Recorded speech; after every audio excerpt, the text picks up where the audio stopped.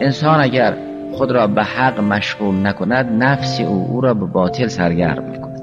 تمام تلاش و کوشش شیطان اینه که انسان را از اون اهم باز بدارد.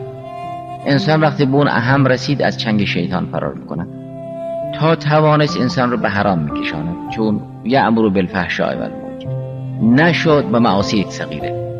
انسان تابع شیطان نشد در معاصی کبیره و تابع شیطان نشد در معاصی صغیره، او رو به مکروهات سرگرم میکند. اگر تابع شیطان نشد در مکروهات، شیطان رو به مباحات سرگرم میکند. میگه اینا چی عیب دارد؟ مگه چیه؟ اگر انسان خود را از چنگ شیطان در سرگرمی و مباحات نجات داد، شیطان او رو به مستحبات سرگرم میکند که از واجب بمان. نوبت به واجب که رسید با یه وضع ساده میگذرد. اگر نشد، انسان تمکین نکرد، شیطان انسان را به واجبهای متعارف سرگرم میکند که از واجب اهم بماند. این طور نیست که او کسی را رها بکند، مگر اینکه انسان به حد اخلاص برسد که دیگر شیطان بود دسترسی ندارد.